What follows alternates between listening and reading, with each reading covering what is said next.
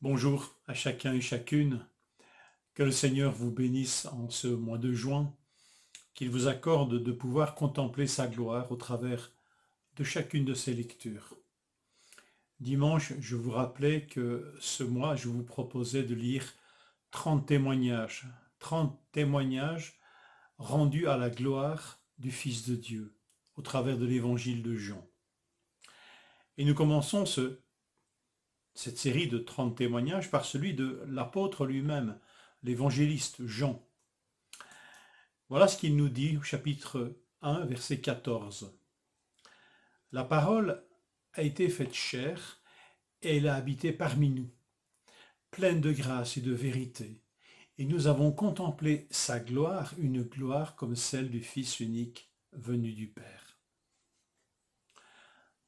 Voilà, que nous puissions contempler dès ce matin la gloire de celui en qui nous croyons, du Fils de Dieu, de Jésus-Christ.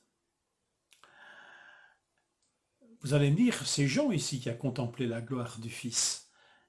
Et nous avons contemplé sa gloire, dit-il, lui et les autres apôtres. Mais écoutez ce qu'il nous dit dans sa première épître. Le même évangéliste, le même écrivain, Jean, l'apôtre Jean, nous dit ceci dans sa première épître, 1 Jean, chapitre 1, verset 3. Ce que nous avons vu et entendu, et nous vous l'annonçons à vous aussi, afin que vous aussi, vous soyez en communion avec nous. Or, notre communion est avec le Père et avec son Fils, Jésus-Christ. Et ceci, nous l'écrivons afin que notre joie soit complète. Il aurait pu écrire aussi votre joie, mais c'est à nous à partager cette joie. La sienne est déjà entière de pouvoir partager cette incroyable bonne nouvelle. Nous sommes en communion avec le Père et avec le Fils. Et nous vous écrivons ces choses afin que notre joie soit complète. Et nous pouvons dire Amen, et nous pouvons dire nous aussi, mais afin que notre joie aussi soit complète. Merci Jean de nous avoir transmis ces choses par le Saint-Esprit. Merci Seigneur pour cette incroyable parole que nous avons reçue de toi et qui nous montre la gloire de celui en qui nous croyons. Que notre joie soit celle de l'apôtre, celle de tous ceux et toutes celles qui partagent cette joie de connaître et de contempler la gloire du Fils de Dieu. En lisant ces textes de la Bible, nous sommes incroyablement et mystérieusement en communion avec les écrivains sacrés, avec ceux qui ont écrit ces textes, et avec le Dieu qui les a inspirés. Le souffle de Dieu parcourt ces écrits afin que nous puissions contempler la gloire de Dieu au travers de son Fils unique. Cette gloire se manifeste à travers la parole faite chair. Et la parole a été faite chair et nous avons contemplé sa gloire. Au travers de l'incarnation de Jésus, nous contemplons cette gloire humaine de Jésus, mais d'abord, l'apôtre nous avait fait un tour, vous l'avez remarqué dans les versets qui précèdent le verset 14, Jean nous a fait faire un tour dans l'éternité et dans le céleste. Et là, nous avons vu que celui qui a pris chair, celui qui est venu, est celui qui est à l'origine de toutes choses. Il est celui qui est éternellement avec Dieu, tourné vers Dieu et Dieu lui-même.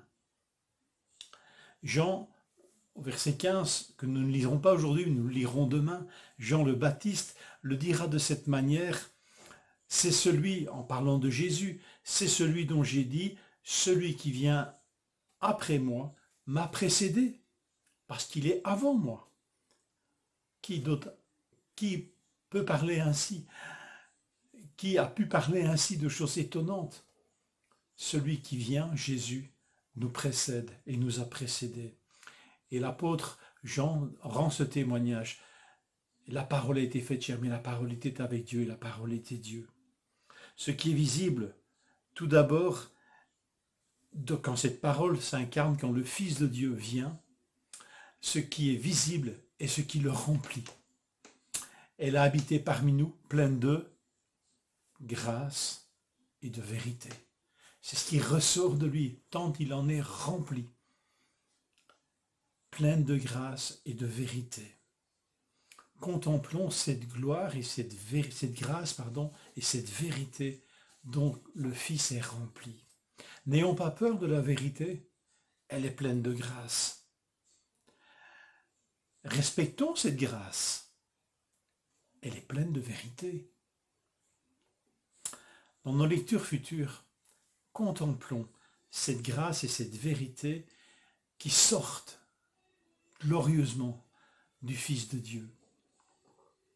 Dans tout ce que nous lirons, que ça éclaire nos yeux, ça les illumine, cette gloire de sa vérité, de sa grâce. Alors pour aujourd'hui, contemplons celui qui est au commencement, qui nous précède et qui a dressé sa tente parmi nous. Cette faible tente, celle d'un corps humain semblable au nôtre. Mais cette tente, elle n'est pas seulement symbole du corps humain, elle est aussi ce rappel de la tente de l'Ancien Testament, du tabernacle, qui, elle, signifiait la présence de Dieu au milieu de son peuple. Le Fils unique qui est venu résider parmi nous s'appelle Jésus. Contemplons sa gloire. La gloire et la vérité sont venues par Jésus-Christ. Contemplons sa gloire. Une bonne journée en sa compagnie. Et pour commencer cette semaine, pour commencer ce mois de juin, dans ce vaste programme, de recevoir ces témoignages de ceux qui ont vu sa gloire et qui nous la partagent.